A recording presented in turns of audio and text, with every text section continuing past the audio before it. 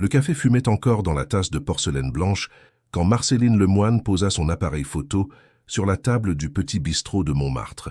Ses doigts fins effleurèrent l'objectif, encore tiède, après une matinée passée, à capturer les premières lueurs dorées du soleil parisien sur les pavés anciens. À 29 ans, elle avait appris à savourer ces moments de solitude créatrice. Ses cheveux châtains ondulés retombaient naturellement sur ses épaules, encadrant un visage aux traits délicats mais déterminés. Ses yeux noisettes reflétaient une curiosité constante pour le monde qui l'entourait, comme si chaque instant pouvait révéler une beauté cachée à travers son objectif. Son téléphone vibra contre la table en bois usé.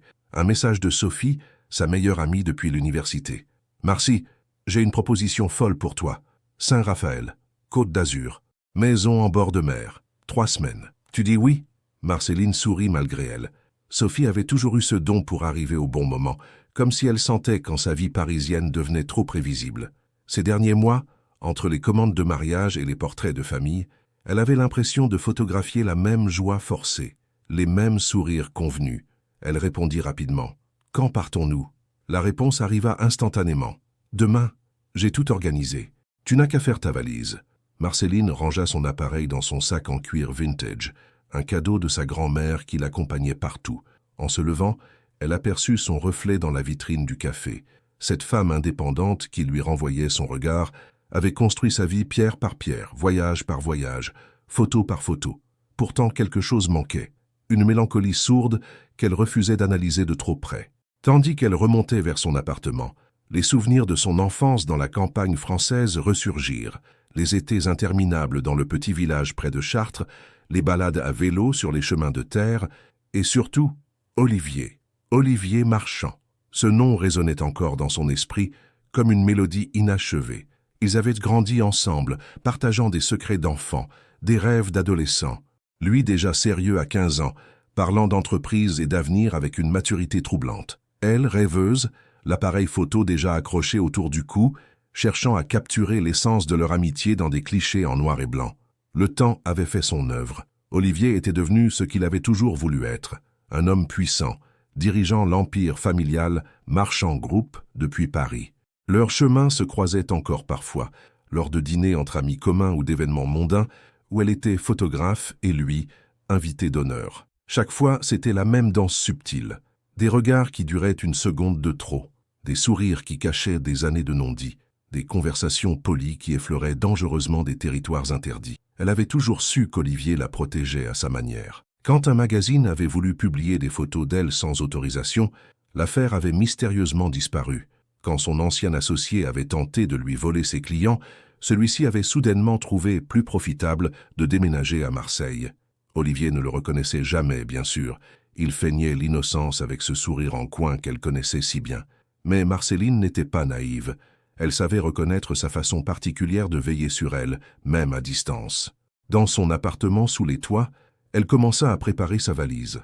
Des robes légères, ses objectifs préférés, quelques livres. En fouillant dans son tiroir, elle tomba sur une vieille photographie qu'elle avait toujours gardée cachée.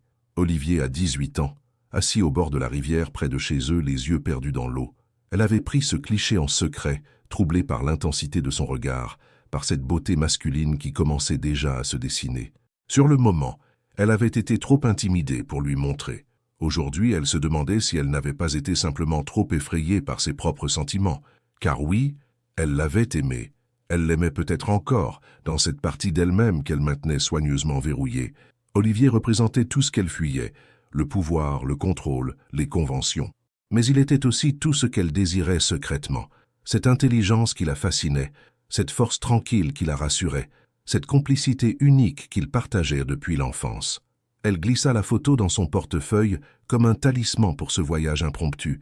Demain, elle serait loin de Paris, loin de cette vie bien rangée, loin de ces questions sans réponse qui la hantaient. Le téléphone sonna.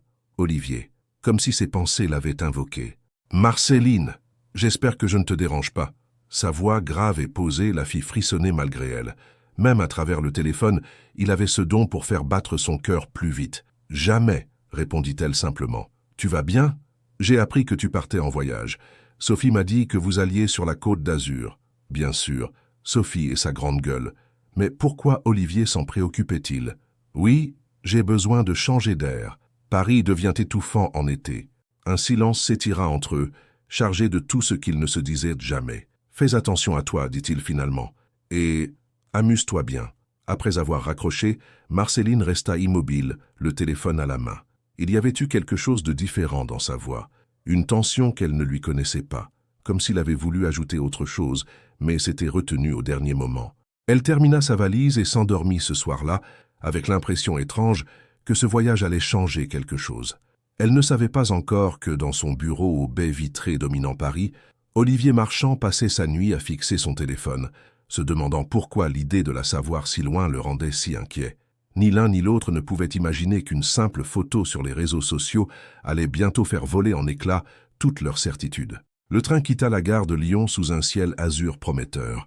Marceline avait choisi la fenêtre côté paysage, son appareil photo posé sur ses genoux comme un compagnon fidèle. Sophie, installée face à elle, feuilletait un magazine de mode en commentant chaque tenue avec son enthousiasme habituel. « Tu verras, la maison est absolument divine », disait Sophie en tournant une page. « Vue sur mer, terrasse privée, et surtout, aucun homme en vue pour nous distraire de notre mission bronzage. » Marceline sourit. Sophie ne savait pas à quel point elle avait besoin de cette parenthèse. Les derniers mois avaient été un tourbillon de commandes répétitives, de sourires forcés à photographier, de mariages où elle captait le bonheur des autres tout en questionnant le sien. Les paysages défilaient derrière la vitre. Peu à peu, la campagne française laissait place aux collines ocres de la Provence. L'air semblait déjà plus léger, chargé de cette promesse d'insouciance que seul le midi savait offrir. « Au fait, » dit Sophie en levant les yeux de son magazine, « j'ai oublié de te dire. J'ai invité quelques amis à nous rejoindre ce week-end. Rien d'imposant, juste Clément et sa bande. » Marceline haussa un sourcil. Clément Dubois, architecte parisien, beau garçon aux manières charmantes. Elle l'avait croisé plusieurs fois lors de vernissages. Il avait toujours été attentif avec elle, peut-être même intéressé, mais elle n'avait jamais donné suite. Sophie, quoi? C'est juste pour l'ambiance. Et puis Clément a toujours eu un faible pour toi.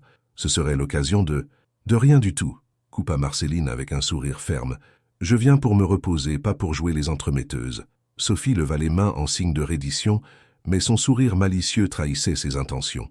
Marceline la connaissait depuis trop longtemps pour ne pas reconnaître ses petits stratagèmes. Le train arriva à Saint-Raphaël en fin d'après-midi. La chaleur les frappa dès leur descente sur le quai, portée par un vent marin qui sentait les pins et l'iode. Marceline ferma les yeux un instant, savourant cette sensation de liberté retrouvée. La maison de Sophie était un petit bijou typiquement provençal, perché sur les hauteurs de la ville, avec une vue imprenable sur la Méditerranée. Des volets bleu lavande, une terrasse ombragée par des oliviers centenaires, et cette lumière dorée qui baignait chaque recoin. « Bienvenue au paradis », déclara Sophie en ouvrant grand les porte-fenêtres. Marceline s'installa dans la chambre d'amis, face à la mer. Par la fenêtre, elle pouvait voir la plage en contrebas, les parasols multicolores, les voiliers qui dansaient au loin. Pour la première fois depuis des mois, elle sentit ses épaules se détendre.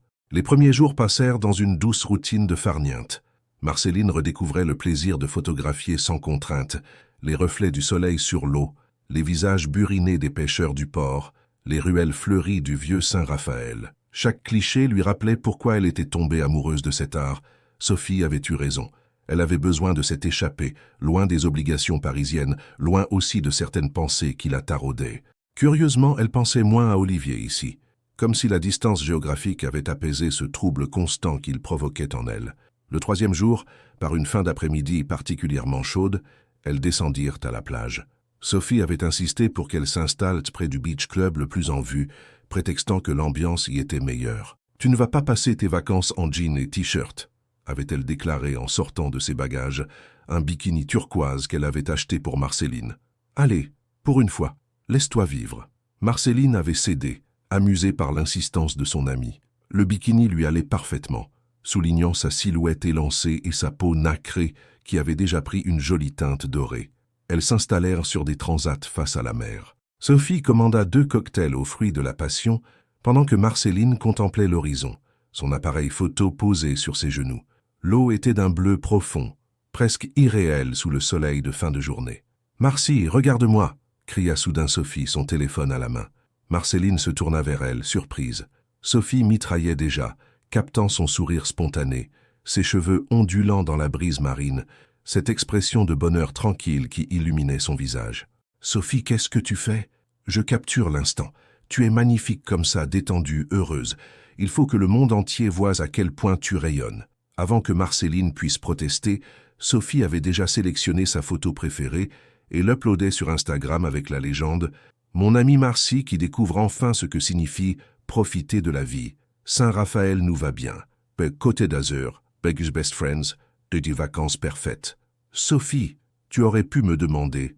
Mais regarde comme tu es belle, cette photo va faire des jalouses. » Marceline secoua la tête, mi-agacée, mi-amusée. Elle n'était pas portée sur les réseaux sociaux, préférant garder sa vie privée. Mais le mal était fait, et au fond, cette image la montrait dans un moment de pur bonheur. Peut-être que ce n'était pas si grave. Elles passèrent le reste de la soirée sur la terrasse, sirotant du rosé de Provence en regardant le soleil se coucher sur la Méditerranée. Marceline se sentait apaisée, comme si ce paysage avait le pouvoir de cicatriser des blessures qu'elle ne savait même pas porter. À des centaines de kilomètres de là, dans son bureau aux derniers étages d'une tour parisienne, Olivier Marchand terminait une réunion qui s'était éternisée.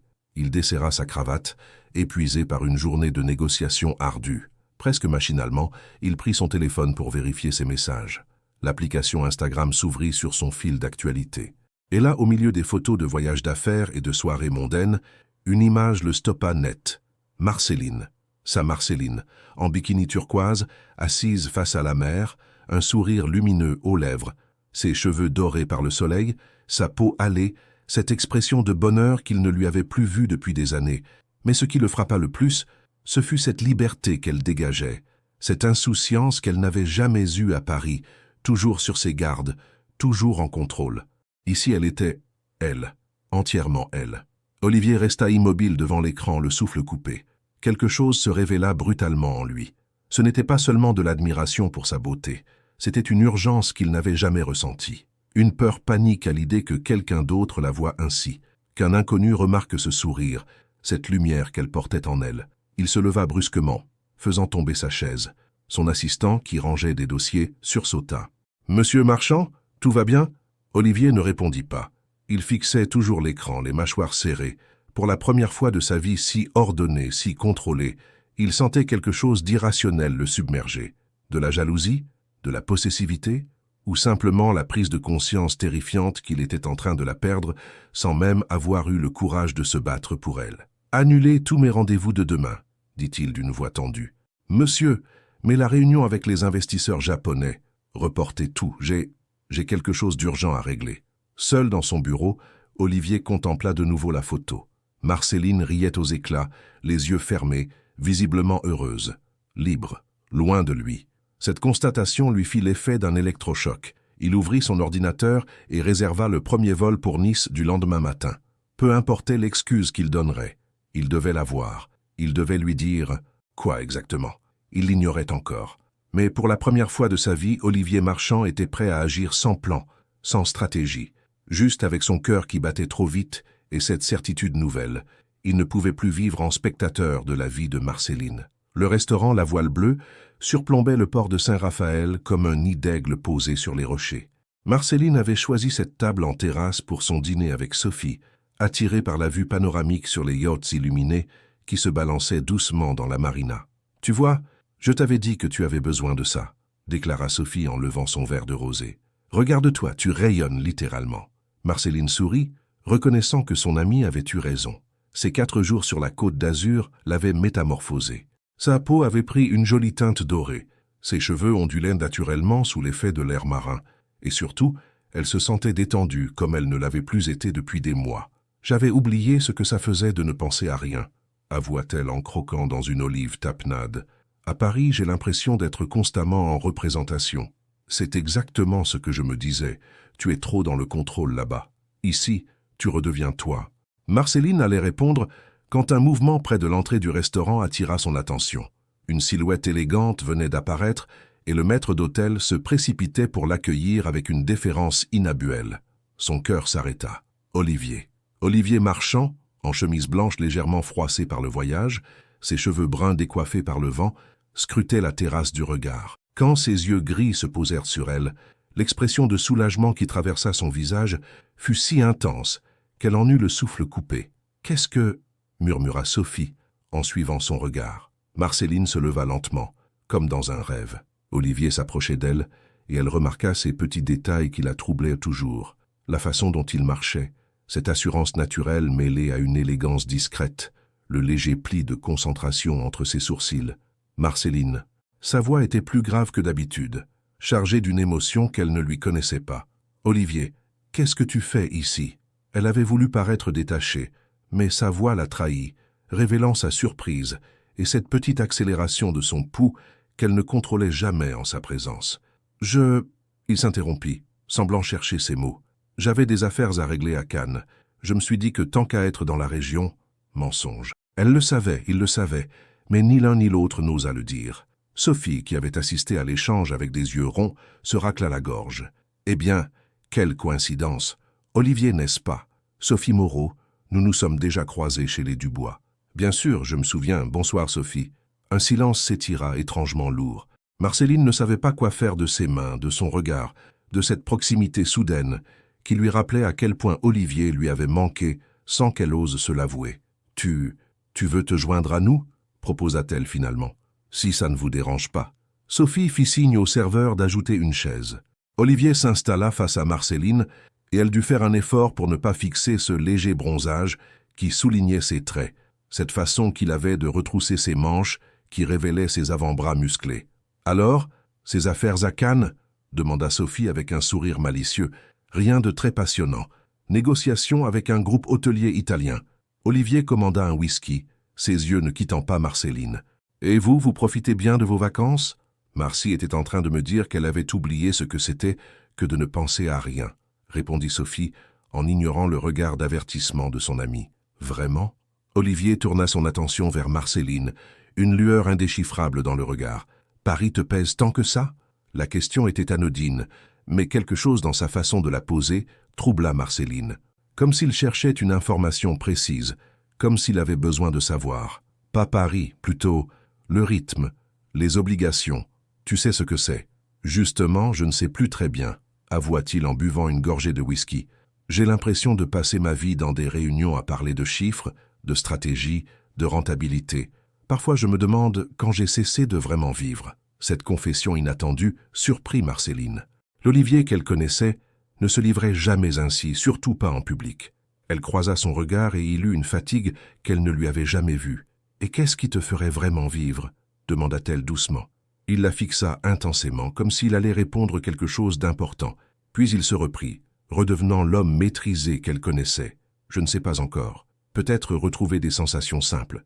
La mer, le soleil, les conversations qui ne tournent pas autour du business. » Sophie, qui sentait la tension entre eux, décida diplomatiquement de s'éclipser. « Je vais aux toilettes. Prenez votre temps pour rattraper le temps perdu. » Une fois seule, le silence retomba. Mais c'était différent maintenant, plus intime, plus dangereuse aussi. « Tu as changé, » dit finalement Olivier. « Comment ça? Tu es... je ne sais pas. Plus libre, plus toi. » Marceline sentit ses joues s'empourprer. Il y avait quelque chose de nouveau dans la façon dont il la regardait, quelque chose qui lui donnait envie de fuir et de se rapprocher à la fois. C'est l'effet Côte d'Azur, je suppose. Non, c'est l'effet d'être loin de tout ce qui t'enferme. Et qu'est-ce qui m'enferme, selon toi? Il la fixa longuement avant de répondre. Les attentes, les convenances, la peur de décevoir. Il marqua une pause. Moi, peut-être. Cette dernière phrase lui coupa le souffle. Olivier venait-il vraiment de suggérer qu'il était responsable de son mal-être, qu'elle se bridait à cause de lui? Olivier, j'ai vu ta photo, l'interrompit-il brusquement, celle que Sophie a postée sur Instagram. Marceline sentit son estomac se nouer. Voilà donc la vraie raison de sa présence. Cette image d'elle en bikini, souriante et détendue. Et tu étais... Il chercha ses mots. Tu étais magnifique, heureuse, vraiment heureuse. Sa voix se durcit légèrement. Ça m'a fait réaliser que je ne t'avais plus vu sourire comme ça depuis longtemps. Qu'est-ce que tu insinues? Rien, tout. Je ne sais plus. Il passa une main dans ses cheveux, geste qu'elle reconnaissait comme un signe de nervosité chez lui. J'ai sauté dans le premier avion sans réfléchir. Je n'arrivais pas à me sortir cette image de la tête. Marceline le regarda, ébahie. Olivier Marchand, l'homme le plus rationnel qu'elle connaisse, venait d'avouer qu'il avait agi sur un coup de tête. À cause d'une photo d'elle. Tu es venue jusqu'ici à cause d'une photo? Je suis venu parce que j'ai réalisé que te voir heureuse sans moi me rendait fou.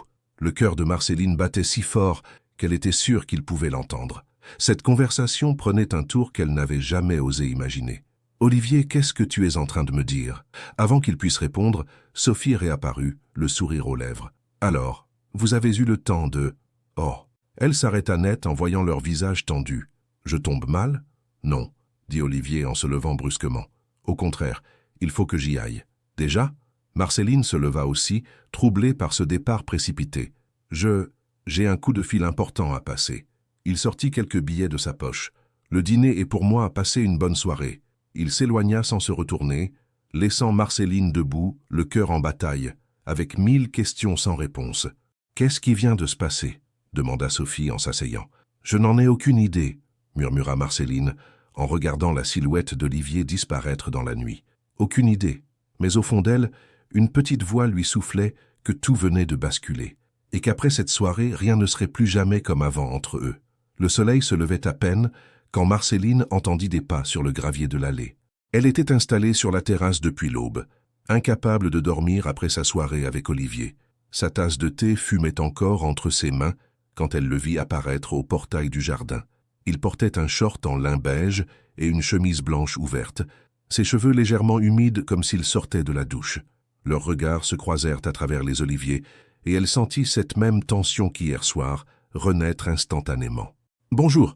dit-il en s'approchant les mains dans les poches. « Je ne te réveille pas.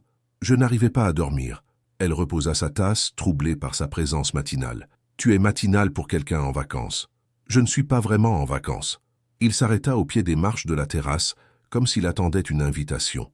Marceline lui fit signe de monter.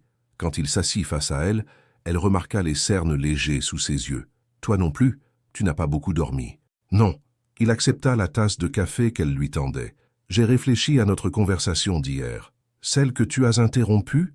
Olivier eut un sourire en coin, ce sourire qu'elle connaissait depuis l'enfance et qui lui faisait toujours battre le cœur plus vite. « Justement, je me suis dit qu'on pourrait la reprendre, mais autrement. » « Comment ça, autrement? Pas dans un restaurant, avec du monde autour. » Il but une gorgée de café, ses yeux gris fixés sur elle. « J'aimerais te montrer quelque chose, si tu acceptes de me faire confiance. » Marceline hésita. Partir seule avec Olivier, c'était dangereux. Depuis leur adolescence, elle avait toujours veillé à ne jamais se retrouver en tête-à-tête trop longtemps avec lui. Elle connaissait trop bien l'effet qu'il lui faisait. « Sophie dort encore ?» demanda-t-il, comme s'il lisait dans ses pensées. « Comme une masse. Elle ne se lèvera pas avant midi. »« Parfait. Va chercher ton appareil photo. Et prends quelque chose de chaud. On sera en mer. » 1 heure plus tard, ils embarquèrent sur un petit voilier qu'Olivier avait loué au port. Marceline s'était changée, troquant sa robe de plage contre un jean et un pull marin. Elle l'observait manœuvrer, fascinée par cette aisance qu'elle ne lui connaissait pas. « Depuis quand tu sais naviguer ?»« J'ai appris il y a quelques années, quand j'ai réalisé que je passais ma vie enfermée dans des bureaux. » Il tendit une corde vers elle. « Tu veux essayer ?» Ils voguèrent vers le large, Saint-Raphaël s'éloignant derrière eux jusqu'à n'être plus qu'une ligne claire sur la côte. Le vent gonflait la voile, et Marceline sentait cette liberté qu'elle avait découverte ces derniers jours s'amplifier encore. « Où va-t-on » cria-t-elle par-dessus le bruit du vent. « Aux îles de l'Airain. Il y a un endroit que je voudrais te montrer. » Ils accostèrent sur une petite crique déserte de Sainte-Marguerite, protégée par des rochers, où la mer avait sculpté des formes étonnantes. L'eau était d'une transparence parfaite, et des pins parasols ombrageaient une minuscule plage de sable fin. « C'est magique » murmura Marceline en sautant du bateau. « Je suis venue ici hier, après t'avoir quitté au restaurant. J'avais besoin de réfléchir. » Elle sortit son appareil photo et commença à capturer la beauté sauvage du lieu. Olivier l'observait assis sur un rocher, et elle sentait son regard sur elle comme une caresse. « Tu m'as manqué, dit-il soudain. » Elle s'immobilisa, l'objectif à mi-chemin de son visage. « Comment ça ?»« Ces derniers mois, ces dernières années même, tu m'as manqué. » Marceline baissa son appareil, le cœur battant. Ils étaient seuls, loin de tout, et Olivier venait de franchir une ligne qu'il n'avait jamais osé dépasser. « Olivier, laisse-moi finir. » Il se leva, s'approcha d'elle. « J'ai toujours pensé que je te protégeais en gardant mes distances, que c'était mieux pour toi. Mieux pour moi ou pour toi. Pour nous deux. Tu mérites mieux qu'un homme obsédé par le travail qui ne sait pas vivre sans contrôler chaque détail de sa vie. » Marceline posa son appareil sur le sable et lui fit face. Ils étaient si proches maintenant qu'elle pouvait voir les paillettes dorées dans ses yeux gris. Et si je préférais choisir moi-même ce que je mérite? Marceline. Sa voix était plus rauque. Tu ne sais pas ce que tu dis. Si, je le sais. Elle prit une inspiration tremblante. Je le sais depuis que nous avons 17 ans et que tu es parti faire tes études à Londres sans même me dire au revoir. Il ferma les yeux, comme si ces mots lui faisaient mal. Je ne pouvais pas. Si j'étais venu te voir. Quoi? Qu'est-ce qui se serait passé? J'aurais tout gâché. Il rouvrit les yeux, et elle y lut une vulnérabilité qu'elle ne lui connaissait pas. J'aurais été incapable de partir, et tu aurais sacrifié tes rêves pour rester avec moi. Marceline sentit sa gorge se nouer. Ainsi, il avait toujours su qu'elle l'aimait, et il s'était éloigné pour la protéger d'elle-même. Tu n'avais pas le droit de décider pour moi. Non, tu as raison. Il tendit la main, effleura sa joue. Mais j'étais jeune, et j'avais peur de te faire du mal. Et maintenant? Maintenant, j'ai peur de ne plus exister si tu disparais de ma vie. Cette confession la bouleversa. Olivier, l'homme le plus fort qu'elle connaisse, venait de lui avouer sa propre fragilité. Je n'ai jamais disparu de ta vie. Si, tu t'éloignes un peu plus chaque jour. Tu souris moins quand tu me vois. Tu évites de rester seul avec moi. Sa main glissa le long de sa nuque. Et quand j'ai vu cette photo de toi hier, si libre, si heureuse, j'ai compris que je perdais la meilleure partie de moi. Les larmes montèrent aux yeux de Marceline. Toutes ces années où elle s'était interdit de rêver, où elle avait construit des murailles autour de son cœur pour se protéger de lui. Olivier, Ne dis rien. Il posa son front contre le sien. Pas encore. Laisse-moi juste être là avec toi, comme avant. Ils restèrent ainsi immobiles, écoutant le bruit des vagues qui venaient de mourir sur le sable. Marceline ferma les yeux, savourant cette proximité qu'elle s'était si longtemps refusée. Puis Olivier recula doucement, remettant cette distance de sécurité qu'ils avaient toujours maintenue. « Viens, je veux te montrer autre chose. » Il l'entraîna vers un sentier qui serpentait dans la Pinède. Au bout du chemin, un point de vue s'ouvrait sur toute la baie de Cannes. Le panorama était à couper le souffle. « C'est ici que j'ai compris, » dit-il en s'asseyant sur un tronc d'arbre couché. « Compris quoi? Que j'étais amoureux de toi depuis toujours, que tous les autres visages que j'avais pu croiser n'étaient que des ombres du tien. » Marceline s'assit à côté de lui, tremblante. Ces mots qu'elle avait rêvé d'entendre, il venait enfin de les prononcer. « Pourquoi maintenant ?» murmura-t-elle. « Parce que j'ai 38 ans et que j'en ai assez de me mentir. Parce que voir cette photo m'a fait réaliser que je préférais te perdre en te disant la vérité, plutôt que de continuer à faire semblant. » Il prit sa main dans la sienne, entrelaça leurs doigts. « Je ne te demande rien, Marceline, je voulais juste que tu saches. » Elle regarda leurs mains jointes, cette simplicité qui lui avait tant manqué. Puis, elle leva les yeux vers lui. « Et moi, est-ce que j'ai le droit de te dire que je t'aime aussi? Que je t'ai toujours aimé ?» Le sourire qui illumina le visage d'Olivier fut comme un soleil après l'orage. Il porta sa main à ses lèvres, y déposa un baiser infiniment tendre. « Tu as tous les droits du monde. » Ils redescendirent vers la crique main dans la main, comme si ce geste simple scellait 20 ans de non-dit. Sur le chemin du retour, Marceline photographia Olivier à la barre, concentré, et se dit qu'enfin, elle avait le droit de garder cette image. Quand ils rentrèrent au port en fin d'après-midi, quelque chose avait fondamentalement changé entre eux. Ils n'étaient plus seulement deux amis d'enfance. Ils étaient deux âmes qui venaient enfin de se reconnaître.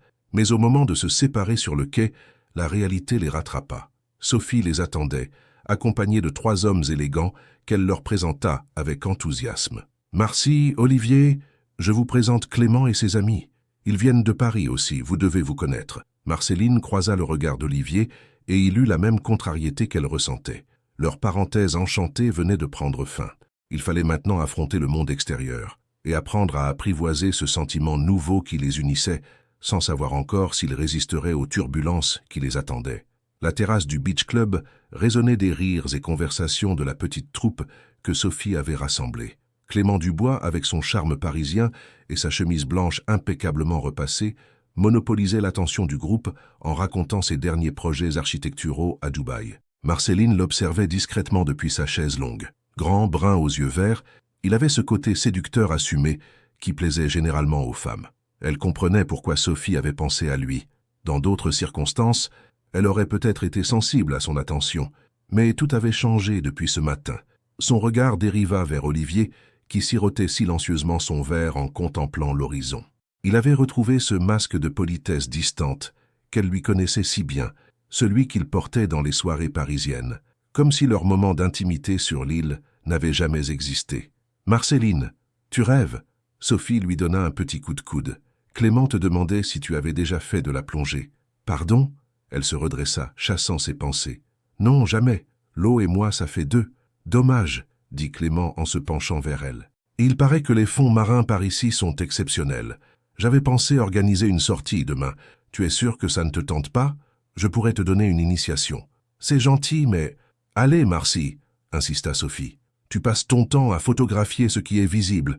Pour une fois, découvre les merveilles cachées. » Marceline sentit le regard d'Olivier se poser sur elle. Quand leurs yeux se croisèrent, elle y lut quelque chose qu'elle ne lui avait jamais vu. De l'inquiétude, presque de la possessivité. « Pourquoi pas ?» répondit-elle finalement, plus pour voir la réaction d'Olivier que par véritable envie. L'effet fut immédiat. Il se tendit visiblement, serrant son verre si fort que ses articulations blanchirent, mais il ne dit rien, se contentant de hocher la tête poliment quand Clément lui proposa de se joindre à eux. La soirée se poursuivit autour d'un dîner dans un petit restaurant de poissons du Vieux-Port. Clément s'était naturellement placé à côté de Marceline, multipliant les attentions, lui servir le vin, partager ses gambas, raconter des anecdotes qui la faisaient rire. Il était drôle, cultivé, attentionné, le genre d'homme avec qui elle aurait pu construire quelque chose de simple et de serein. Exactement le contraire d'Olivier, qui représentait tout ce qu'elle fuyait. La complication, l'intensité, le risque de souffrir. « Tu es très mystérieuse », lui murmura Clément alors qu'ils partageaient un dessert. « J'ai l'impression que tu analyses tout le monde derrière cet objectif invisible. C'est un défaut professionnel, » répondit-elle en souriant. « Désolé, ne t'excuse pas, c'est fascinant. » De l'autre côté de la table, Olivier suivait leur échange avec une tension palpable.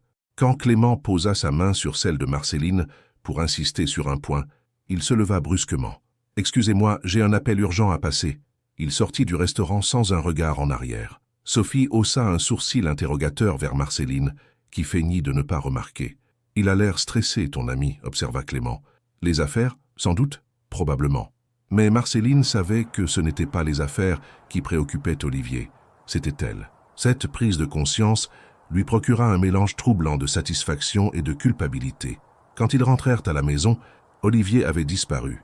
Sophie et les garçons prolongèrent la soirée sur la terrasse avec de la musique et des cocktails, mais Marceline prétexta la fatigue pour se retirer dans sa chambre.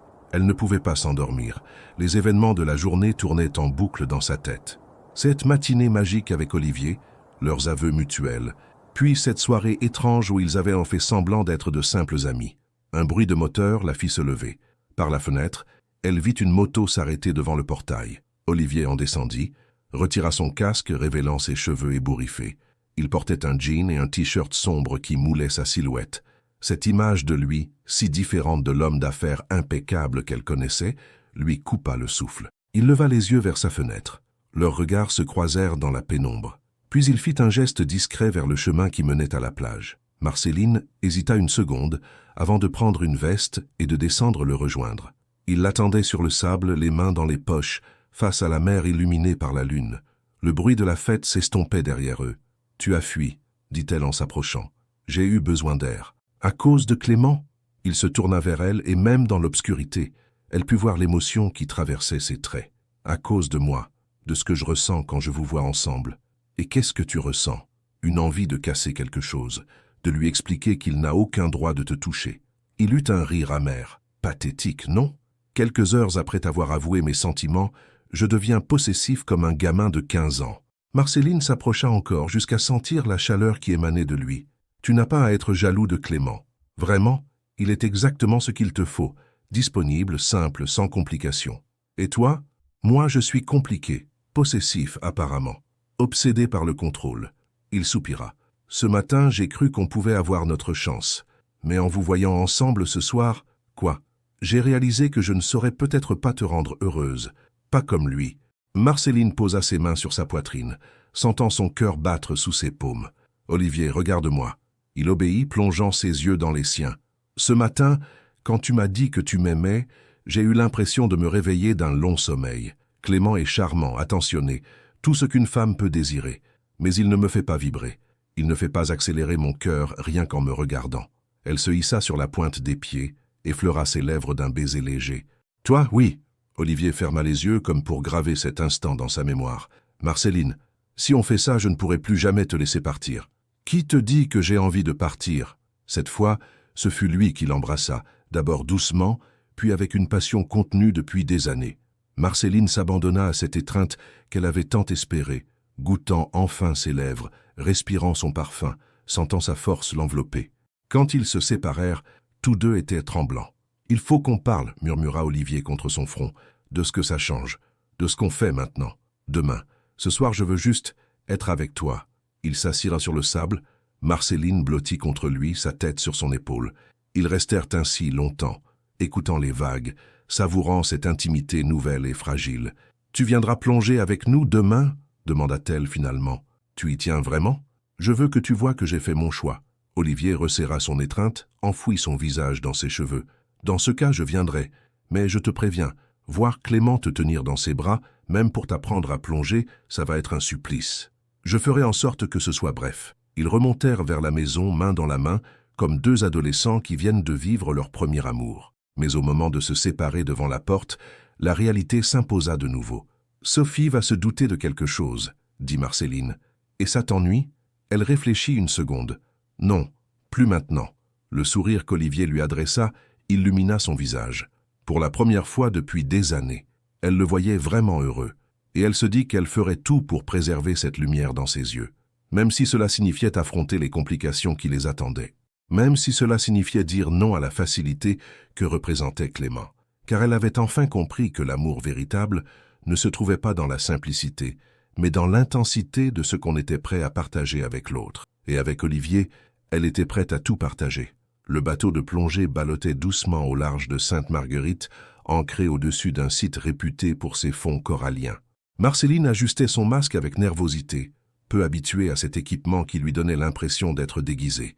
« Détends-toi », lui murmura Clément en vérifiant sa bouteille d'oxygène. « Tu vas adorer ça. Sous l'eau, c'est un autre monde, magique. » À quelques mètres d'eux, Olivier enfilait sa combinaison avec des gestes précis. Il avait révélé au petit déjeuner qu'il avait son brevet de plongée, surprise qui avait visiblement contrarié Clément. Le plan de ce dernier, jouer les instructeurs séducteurs, venait de prendre un coup. « Bon, alors on fait comment ?» demanda Sophie, splendide dans sa combinaison rose fuchsia. « Qui guide qui ? On peut y aller par binôme, » proposa Clément. « Marceline avec moi pour sa première fois, toi avec Thomas, et Olivier avec Julien. »« En fait, » intervint Olivier d'une voix posée mais ferme, « je préférerais plonger avec Marceline, histoire de m'assurer qu'elle soit en sécurité. » Le silence qui suivit fut électrique. Clément fronça les sourcils, clairement agacé par cette intervention. « C'est gentil, mais j'ai l'habitude d'encadrer les débutants. Et puis, Marceline et moi, on a déjà... » « Déjà quoi ?» La voix d'Olivier s'était durcie. Marceline sentit la tension monter dangereusement. Elle s'interposa avant que la situation ne dégénère. « Les garçons, du calme. Je ne suis pas un trophée qu'on se dispute. » Elle regarda tour à tour Clément et Olivier. Olivier a raison. S'il a plus d'expérience, c'est plus prudent. L'expression de Clément se ferma. Il avait compris que quelque chose lui échappait, que la dynamique entre Marceline et Olivier était différente de ce qu'il avait imaginé. « Comme tu veux, » dit-il sèchement, avant de se tourner vers Sophie. « Dans ce cas, on y va ensemble. » La descente fut magique. Marceline découvrait un univers de silence et de beauté où les poissons multicolores évoluaient entre les rochers recouverts d'algues ondoyantes. Olivier nageait à côté d'elle, attentif à ses moindres gestes, la guidant d'une main rassurante quand elle semblait désorientée. Sous l'eau, leurs regards se croisaient sans cesse à travers leurs masques. Cette intimité muette, cette bulle de silence où ils n'existaient que l'un pour l'autre, avait quelque chose d'irréel. Marceline comprenait pourquoi les gens parlaient de magie sous-marine. À un moment, Olivier lui montra une anfractuosité dans le rocher où se cachait une murène aux yeux dorés. Quand elle se pencha pour mieux voir, il posa sa main sur sa taille pour la maintenir en équilibre. Ce contact, amplifié par la lenteur des mouvements aquatiques, la fit frissonner. Ils remontèrent vers la surface au bout d'une demi-heure, Marceline euphorique de sa première expérience. « Alors ?» demanda Olivier en retirant son masque, les yeux brillants. « Incroyable! J'ai l'impression d'avoir visité une autre planète. Tu as été parfaite, calme, attentive, une vraie sirène. » Sophie et Clément remontaient à leur tour, mais l'atmosphère avait changé. Clément évitait soigneusement le regard de Marceline et ses réponses étaient devenues monosyllabiques. Sur le bateau du retour, la tension était palpable.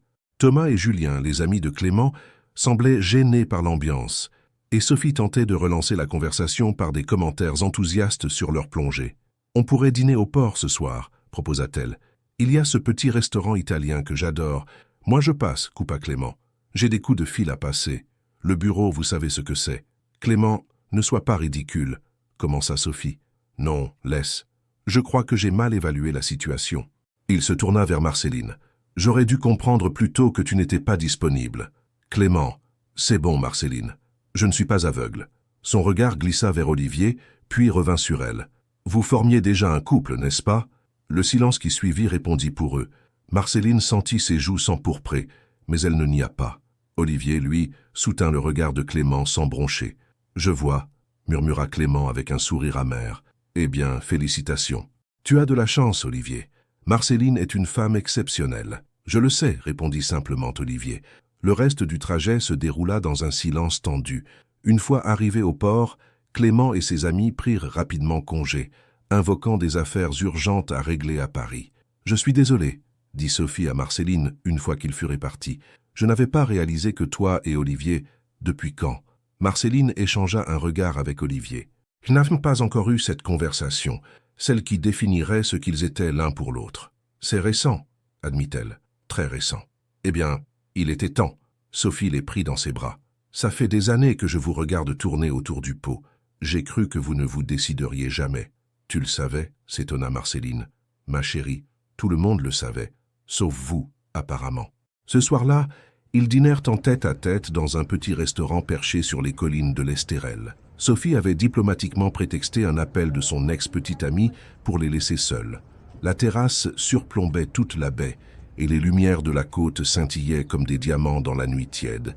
Marceline avait choisi une robe bleu nuit qui faisait ressortir ses yeux et Olivier ne cessait de la dévorer du regard. « Nous voilà officiellement démasqués, » dit-elle en levant son verre de champagne. « Tu regrettes ? » « Non. Et toi ? » ?»« Jamais. » Il trinqua avec elle, même si je dois avouer que voir la tête de Clément m'a fait un plaisir coupable.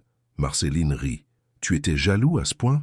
Tu n'imagines pas, quand il a posé sa main sur toi hier soir, j'ai eu envie de la lui arracher. Heureusement que tu t'es retenu. J'ai des années d'entraînement au self-control, mais avec toi... » Il prit sa main par-dessus la table. « Avec toi, tous mes vernis craquent. » Ils parlèrent longuement, rattrapant des années de conversations avortées, de non-dits, de regards qui se fuyaient. Olivier lui raconta comment il avait construit sa fortune en pensant à elle, comment chaque succès était terni par le fait qu'elle n'était pas là pour le partager. Marceline lui avoua toutes ces fois où elle avait failli lui dire ses sentiments, tous ces moments où elle s'était retenue de franchir la ligne. « Et maintenant ?» demanda-t-elle, alors qu'ils partageaient un dessert au chocolat. « Qu'est-ce qui se passe quand on rentre à Paris ?» Olivier marqua une pause, son expression se voilant légèrement. « C'est ça qui m'inquiète. Ici, c'est facile. On est en vacances, loin de tout. Mais à Paris... » « Quoi ? À Paris ? Tu connais ma vie. Les réunions interminables, les voyages d'affaires, la pression constante.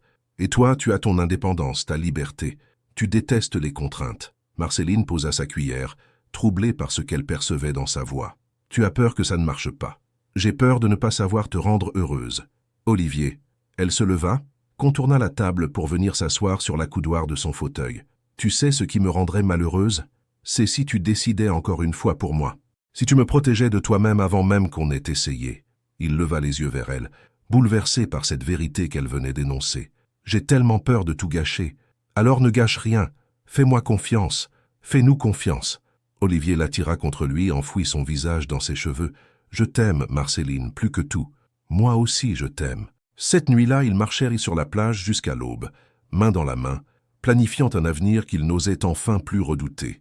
Ils parlèrent d'appartements parisiens, avec vue sur les toits, de week-end en amoureux, de voyages où Marceline pourrait photographier, pendant qu'Olivier découvrirait le monde autrement que par le prisme des affaires. Quand le soleil se leva sur la Méditerranée, ils étaient accouchés sur le sable. Marceline blottie contre Olivier, tous deux épuisés, mais sereins. « On a trouvé notre rythme », murmura-t-elle contre sa poitrine. « J'espère qu'on ne le perdra jamais. » Mais au fond de lui, Olivier savait que le plus dur restait à venir, car aimer Marceline était la chose la plus naturelle du monde. La garder, dans sa vie compliquée et contraignante, serait le vrai défi. Un défi qu'il était déterminé à relever, quoi qu'il en coûte. Le TGV filait vers Paris sous un ciel d'automne grisâtre qui contrastait cruellement avec l'azur de la Côte d'Azur qu'ils venaient de quitter. Marceline regardait défiler le paysage par la fenêtre, la main d'Olivier entrelacée dans la sienne, mais une mélancolie sourde s'installait en elle à mesure qu'ils se rapprochèrent de la capitale. « À quoi tu penses ?» murmura Olivier, en caressant ses doigts. « À rien.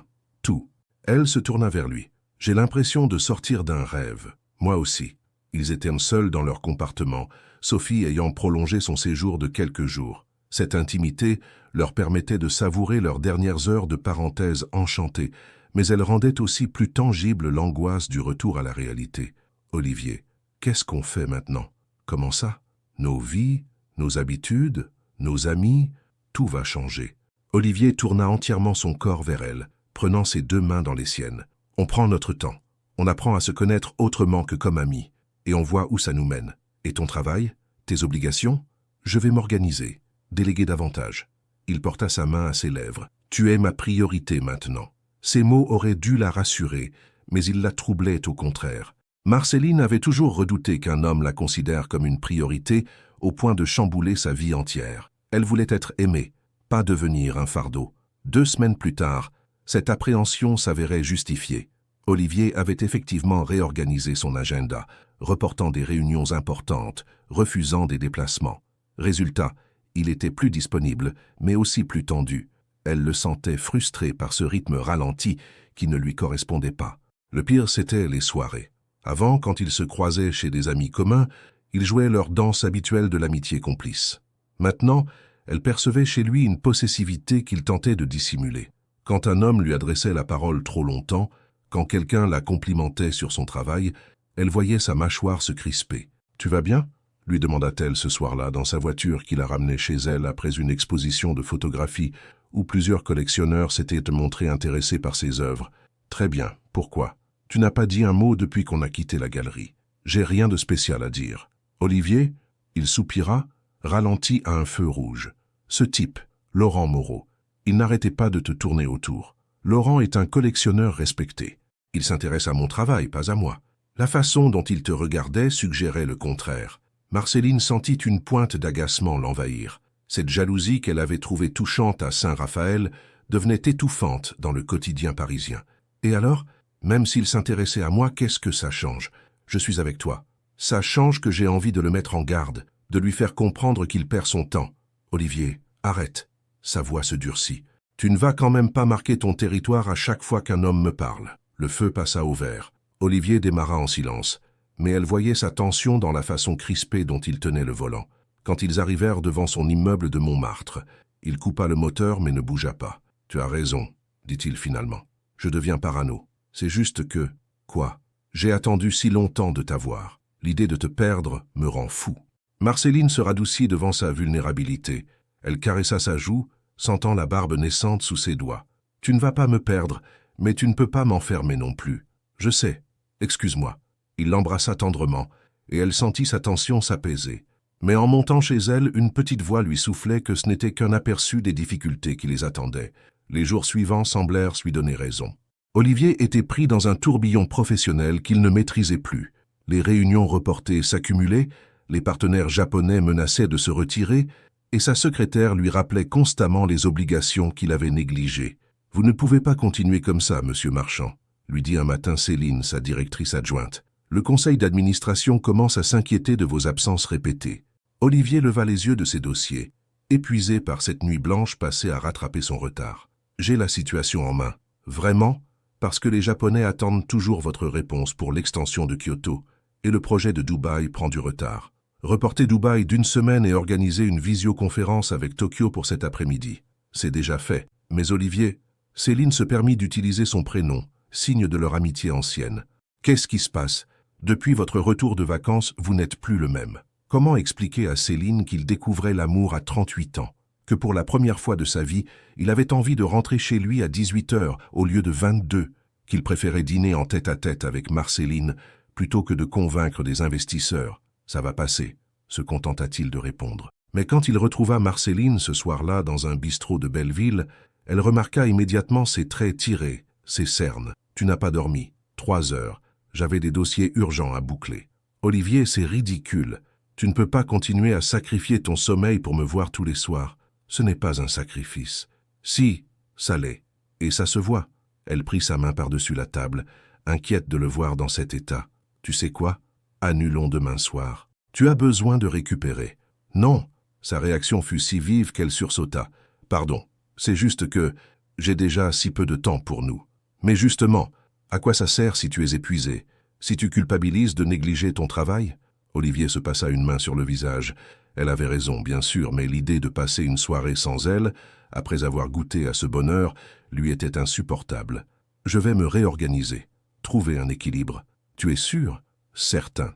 Mais en rentrant chez lui ce soir-là, seul dans son appartement aux baies vitrées donnant sur Paris, Olivier dut se rendre à l'évidence. Il était en train de tout faire foirer. Son travail, leur relation naissante, peut-être même sa santé. Il regarda les lumières de la ville, pensant à Marceline qui dormait quelque part dans cette jungle urbaine. Pour elle, il était prêt à changer. Mais était-il capable de changer assez vite, assez bien, avant que tout ne s'écroule? Le lendemain matin, un coup de téléphone inattendu allait compliquer encore davantage la situation. « Olivier, c'est moi. » La voix féminine au bout du fil le fit se figer. Emeline Dubois, son ex-fiancée, qu'il n'avait pas vue depuis leur rupture 2 ans plus tôt. « Emeline, qu'est-ce que... » « Je suis à Paris pour quelques jours. J'aimerais qu'on se voie. Il faut qu'on parle. Je ne pense pas que ce soit une bonne idée. S'il te plaît, c'est important. Et ça concerne notre passé commun. » Olivier ferma les yeux, pressentant que sa vie déjà compliquée venait de prendre une tournure encore plus délicate. « Écoute, Emeline, 1 heure, juste 1 heure, le Bristol, ce soir à 19 h. Elle raccrocha avant qu'il puisse protester. Olivier contempla son téléphone, partagé entre l'envie de l'ignorer et la curiosité de savoir ce qu'elle voulait. Il décida finalement de s'y rendre, sans savoir que cette décision allait mettre sa relation avec Marceline à l'épreuve plus tôt qu'il ne l'imaginait, car certaines conversations du passé ont le pouvoir de faire vaciller l'avenir. Et Emeline n'était pas du genre à réapparaître dans sa vie sans raison. Le bar du Bristol bruissait de conversations feutrées et du tintement cristallin des verres. Olivier arriva en avance, choisit une table discrète près des fenêtres donnant sur la rue du Faubourg Saint-Honoré. Il commanda un whisky qu'il ne toucherait pas, les nerfs tendus par cette rencontre qu'il redoutait autant qu'il la craignait nécessaire. Emeline apparut pile à l'heure, et Olivier fut frappé par le fait qu'elle n'avait pas changé. Toujours cette élégance glaciale, ses cheveux blonds tirés en chignon parfait, ce port de tête altier qui en imposait. Elle était belle, indéniablement, mais d'une beauté froide qui contrastait terriblement avec la chaleur naturelle de Marceline. Olivier. Elle s'assit face à lui, posa son sac Hermès sur la table. « Tu as bonne mine. Emeline, tu avais quelque chose d'important à me dire. » Pas de politesse, pas de questions sur sa vie. Il voulait en finir au plus vite avec cette entrevue. Toujours aussi directe, elle sourit, commanda un martini. « Ça me manquait, cette façon que tu avais d'aller droit au but. » Emeline. « D'accord, d'accord. » Elle but une gorgée, le jaugea par-dessus son verre. « J'ai appris que tu étais en couple. Félicitations. » Olivier se raidit. Comment était-elle au courant? Et surtout, pourquoi cela l'intéressait-il? Qui t'a dit ça? Paris est un village, tu le sais bien. Une photographe, à ce qu'il paraît. Marceline Lemoine. Jolie d'après les photos que j'ai vues. Où veux-tu en venir? Emeline posa son verre, son expression devenant soudain plus sérieuse. À New York, j'ai rencontré Robert Chen. Tu te souviens de lui? L'investisseur avec qui tu négociais l'expansion asiatique.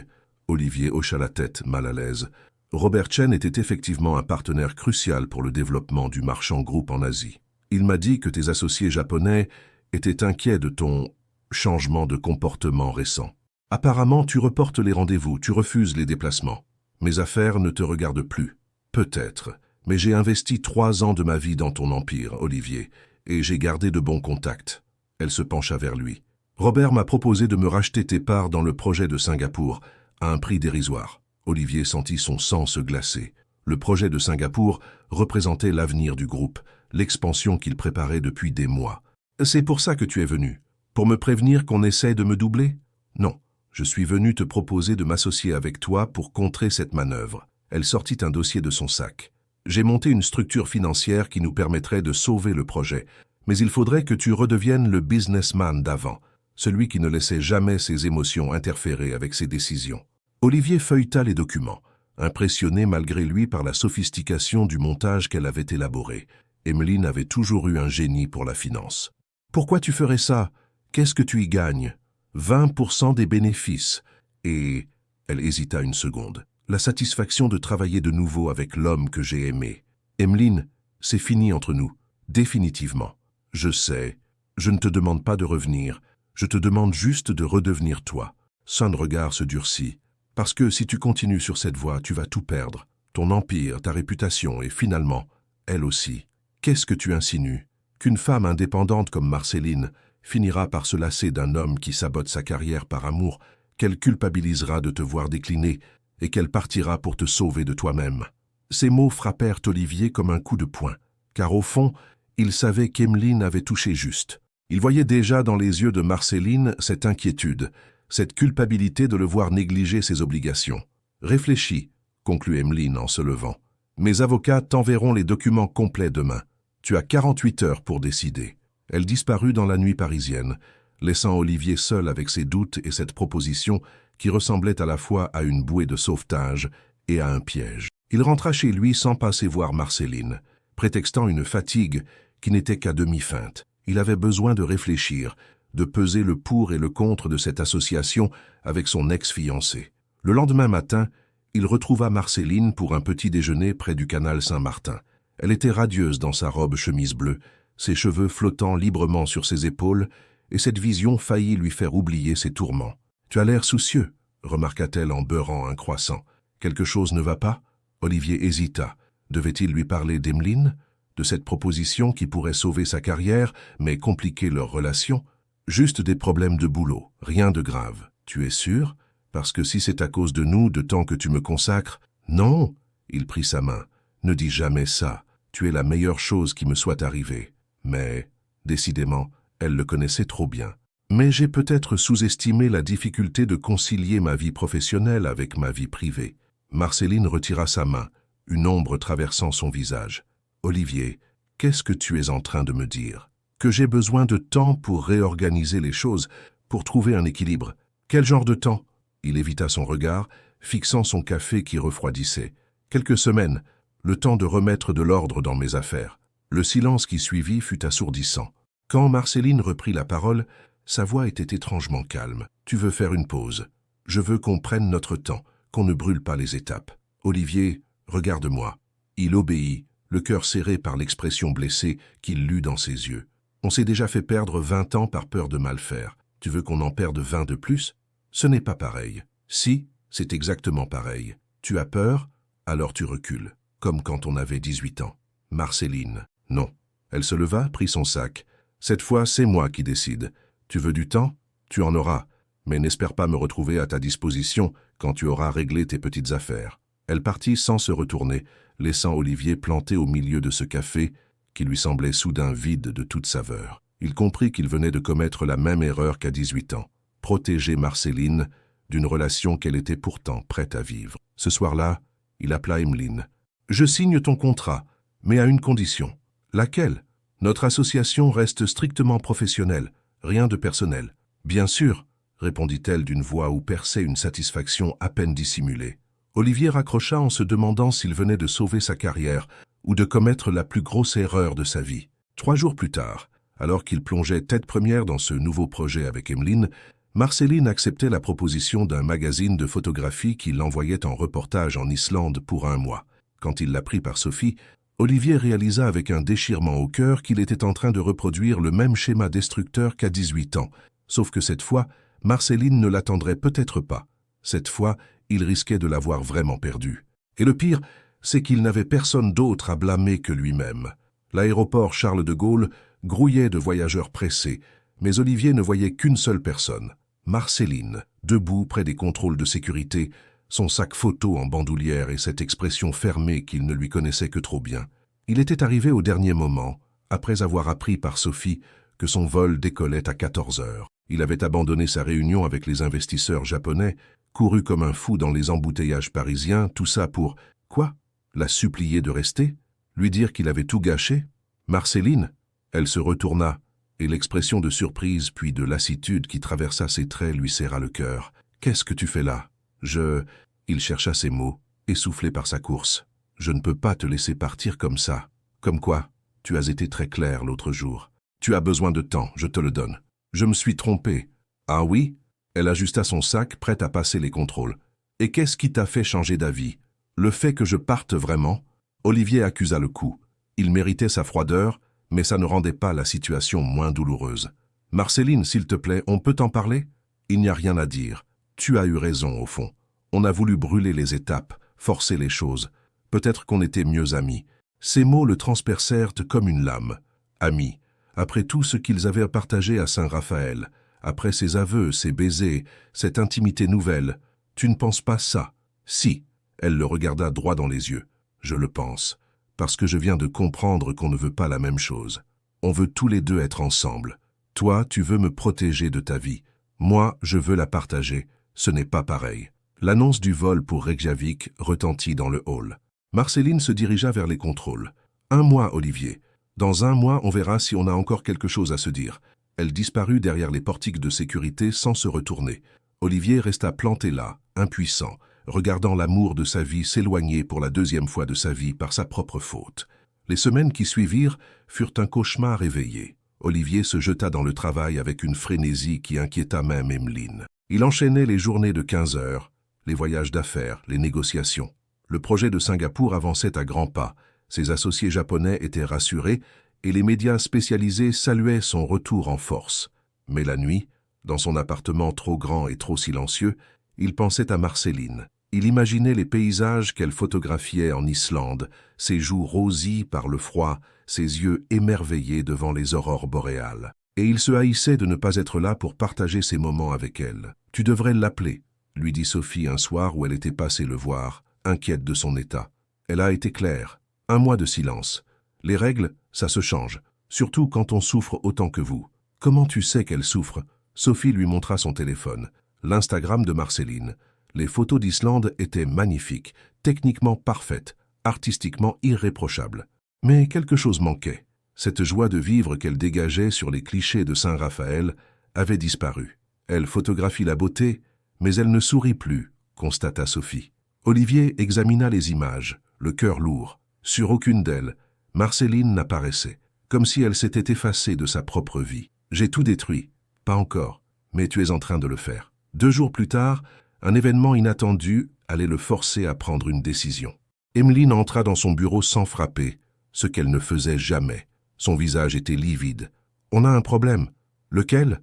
Robert Chen s'est retiré du projet, sans explication. Olivier leva les yeux de ses écrans, abasourdi. « Comment ça, retirer ?» Il a envoyé un courrier ce matin. Fin de la collaboration. Remboursement immédiat des avances. 24 heures pour réagir. Mais c'est impossible. Le contrat prévoit une clause de sortie en cas de changement substantiel dans la direction du projet. Emeline s'assit, visiblement ébranlée. Olivier s'enchaîne, tout s'effondre. Il y a forcément une explication. Je vais l'appeler. Mais Robert Chen ne décrocha pas. Ni ce jour-là, ni les suivants. Et peu à peu, d'autres partenaires commencèrent à prendre leur distance, comme si un mot d'ordre avait circulé. Ce fut Céline qui lui apporta la réponse. 1 semaine plus tard. « J'ai déjeuné avec Marie Dubois hier, tu te souviens d'elle? Elle travaille chez Chen Associates. Et elle m'a dit que Chen avait eu vent de ton association avec Emeline. Apparemment, il n'apprécie pas du tout qu'elle soit revenue dans le paysage. Qu'est-ce qu'il a contre Emeline ?» Céline hésita, visiblement mal à l'aise. Il paraît qu'elle a eu des méthodes peu orthodoxes lors de sa dernière mission à Hong Kong. Corruption d'officiels locaux, détournement. Rien de prouvé, mais assez pour ternir sa réputation en Asie. Olivier sentit le sol se dérober sous ses pieds. Emeline lui avait caché cette information cruciale. Pire, elle l'avait entraîné dans une association qui ruinait sa crédibilité internationale. « Tu es sûr de tes informations ?» Marie m'a envoyé des copies des rapports confidentiels. C'est du lourd, Olivier. Le soir même, il convoqua Emeline dans son bureau. Quand elle entra, il lui tendit les documents que Céline avait récupérés. « Tu veux m'expliquer ça ?» Emeline parcourut les pages sans broncher. Des ragots, de la jalousie concurrentielle. Robert Chen ne base pas ses décisions sur des ragots. Peut-être qu'il a d'autres raisons de vouloir te couler. Emeline, dis-moi la vérité. Est-ce que tu as fait ce qu'on t'accuse d'avoir fait? Elle le regarda longuement, puis haussa les épaules, avec un cynisme qui le glaça. J'ai fait ce qu'il fallait pour que les projets aboutissent. Point. Tu m'as piégé. Je t'ai sauvé. Ton entreprise était en péril à cause de tes états d'âme romantiques. Mon entreprise était solide avant que tu réapparaisses. Vraiment, tes partenaires étaient prêts à te lâcher. Ta réputation vacillait. À cause de toi. Tu as lancé des rumeurs, manipulé Chen pour qu'il me fasse cette offre dérisoire, puis tu es revenu jouer les sauveuses. Le silence qui suivit confirma ses soupçons. Emmeline ne niait pas. Pourquoi? Demanda-t-il abasourdi par la sophistication de sa manipulation. Parce que tu es à moi, Olivier. Tu l'as toujours été. Cette petite photographe ne peut pas te comprendre comme moi. Cette petite photographe, comme tu dis, est la femme que j'aime. Tu crois aimer l'idée qu'elle représente, la liberté, l'insouciance. Mais au fond, tu as besoin de quelqu'un qui comprenne tes ambitions, tes responsabilités. Olivier se leva, marcha vers la fenêtre. Paris s'étendait devant lui, illuminé par les derniers rayons du soleil couchant.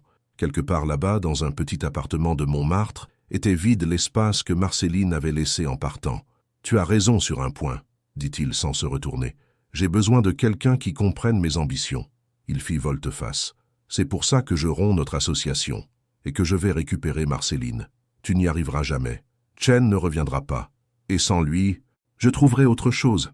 Mais sans toi. » Emmeline ramassa ses affaires, son masque de froideur parfaitement en place. « Tu fais une erreur, Olivier.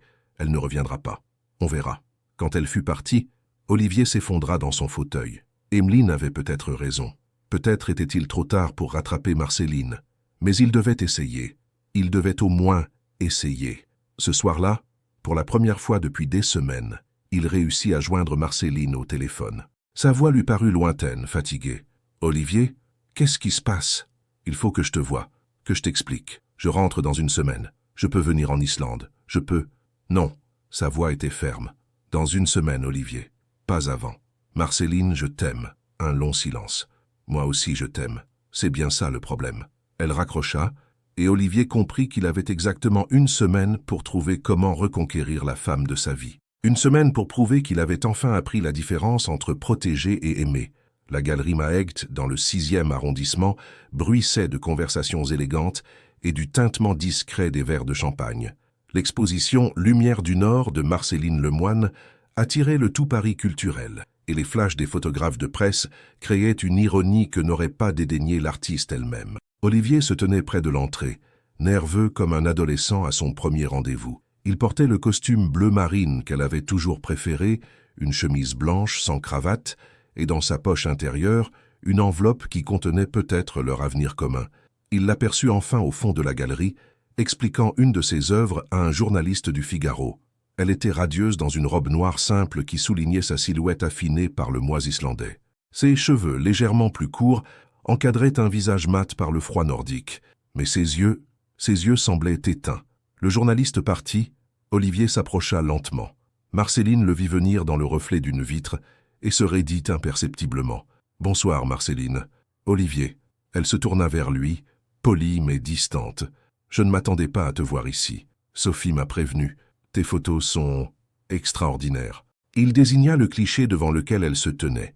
Une aurore boréale capturée au-dessus d'un paysage de glace, d'une beauté si pure qu'elle en devenait presque douloureuse. « Merci, mais triste aussi. » Marceline haussa un sourcil. « Triste ? Il n'y a plus cette joie que tu avais dans tes photos de Saint-Raphaël, comme si tu photographiais la beauté en spectacle sans plus y croire vraiment. » Elle le fixa longuement, surprise par la justesse de son observation. « Peut-être que j'ai grandi, ou peut-être qu'on a cassé quelque chose ensemble. » Marceline allait répondre quand Laurent Moreau, le collectionneur qui avait tant agacé Olivier quelques semaines plus tôt, s'approcha d'eux. « Marceline, magnifique exposition.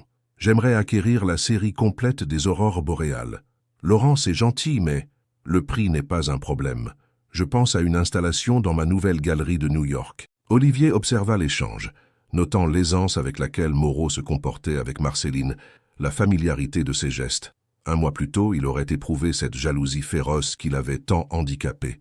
Aujourd'hui, il ne ressentait qu'une profonde tristesse. « Excusez-moi, dit-il simplement avant de s'éloigner. » Il déambula entre les clichés, découvrant le mois islandais de Marceline. Des geysers fumants, des cascades gelées, des chevaux sauvages courant dans la toundra. Chaque image racontait une solitude magnifique, une quête de beauté qui ressemblait à une fuite. Au fond de la galerie, une série particulière l'arrêta net. 3 autoportraits de Marceline, pris dans un miroir de glace naturelle. Sur le premier, elle souriait, mais ses yeux trahissaient une mélancolie infinie. Sur le deuxième, elle pleurait, les larmes gelant sur ses joues. Sur le troisième, Elle fixait l'objectif avec une détermination farouche, comme si elle se reconstruisait face à son propre reflet. « Cette série n'est pas à vendre », il sursauta. Marceline était apparue à côté de lui. « Je comprends pourquoi. »« Ah oui, c'est ton processus de guérison, ton chemin pour te retrouver après. » « Nous. » Marceline ne répondit pas, mais il vit ses mains se crisper imperceptiblement. « Marceline, il faut qu'on parle, vraiment. Je ne pense pas que ce soit le bon endroit. Alors où? Quand? » Elle regarda autour d'elle, nota les regards curieux qui se tournèrent vers eux. « Pas ici, pas comme ça. Demain, le pont Alexandre III, là où on a l'habitude de se promener quand on était adolescent.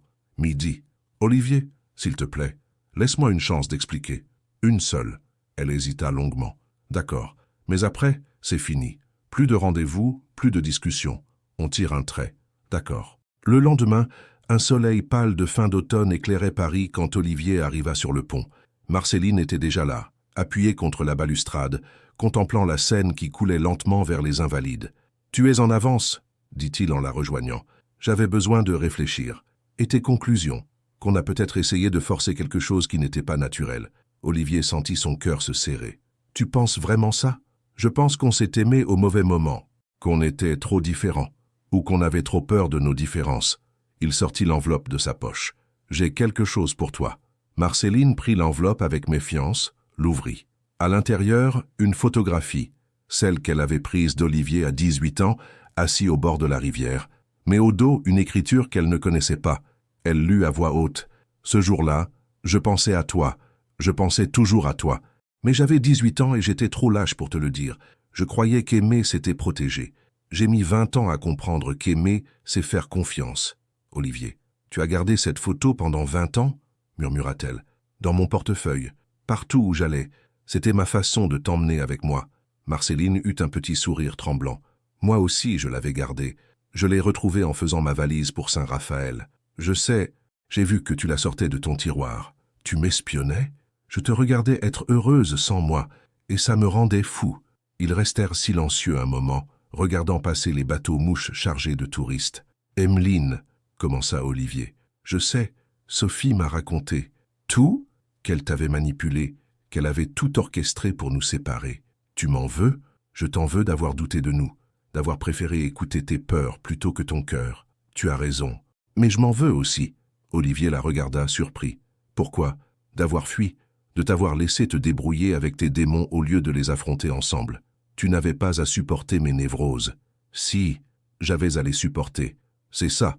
Aimer quelqu'un, c'est accepter ses parts d'ombre autant que sa lumière. » Marceline se tourna vers lui, et il vit des larmes dans ses yeux. « Olivier, j'ai passé un mois à photographier les plus beaux paysages du monde, et la seule chose à laquelle je pensais, c'était tes mains dans les miennes sur ce voilier, ton regard quand tu m'as dit que tu m'aimais.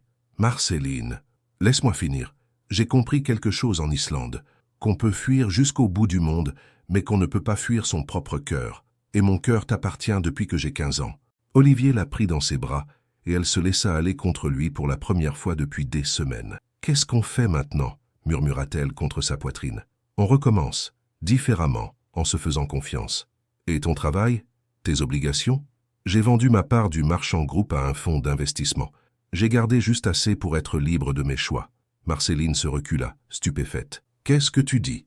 Que j'ai compris qu'un empire sans quelqu'un pour le partager, ça ne servait à rien. J'ai gardé l'essentiel, quelques hôtels, une liberté financière et surtout du temps. Du temps pourquoi?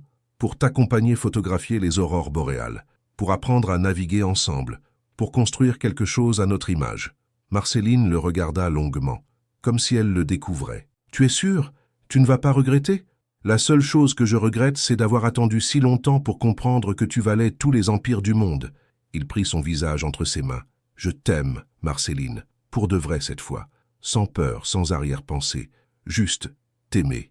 Moi aussi je t'aime, malgré tout, à cause de tout. » Ils s'embrassèrent longuement, sur ce pont où ils avaient promené leur adolescence rêveuse, tandis que Paris s'éveillait autour d'eux. Et pour la première fois depuis des années, Marceline sentit cette joie pure revenir en elle, cette lumière qu'elle croyait avoir perdue. 6 mois plus tard, elle exposait de nouveau. Cette fois, c'étaient des photos de voyage. Olivier et elle, naviguant en Grèce, explorant les temples d'Angkor, photographiant les cerisiers en fleurs au Japon. Sur chaque cliché, on lisait le bonheur, celui d'une femme qui avait retrouvé sa lumière et d'un homme qui avait appris à aimer sans peur. Au vernissage, Laurent Moreau s'approcha d'elle. Cette nouvelle série est encore plus belle que les précédentes. On sent une joie, une plénitude. C'est l'amour, Laurent, répondit-elle simplement en regardant Olivier qui discutait avec Sophie près d'une photo de coucher de soleil en Santorini. Quand on cesse de se battre contre lui, il nous rend à nous-mêmes. Et quelque part dans cette galerie parisienne, au milieu des rires et du champagne, deux âmes qui s'étaient cherchées pendant 20 ans savouraient enfin le bonheur simple d'être ensemble, sans peur du lendemain. Car certaines histoires d'amour méritent qu'on se batte pour elles, même contre soi-même, surtout contre soi-même. Croyez-vous qu'Olivier a fait le bon choix en vendant son empire par amour? Dans la vraie vie, combien d'entre nous auraient le courage d'abandonner des années de travail et de réussite professionnelle pour reconquérir la personne qu'on aime? Olivier a choisi Marceline plutôt que son empire milliardaire. Mais est-ce que ce genre de sacrifice fonctionne vraiment dans la réalité? Ou est-ce juste trop romantique pour être vrai? Et vous, que feriez-vous à sa place? Vous battriez-vous pour l'amour de votre vie, même si cela signifiait perdre tout ce que vous avez construit? Ou pensez-vous que le véritable amour ne devrait pas exiger ce type de sacrifice? Votre participation à la chaîne est très importante. S'il vous plaît, laissez votre opinion dans les commentaires. Merci d'avoir regardé. Vos réactions sont très importantes pour notre travail. Laissez-nous un commentaire pour nous dire ce que vous pensez et d'où vous regardez.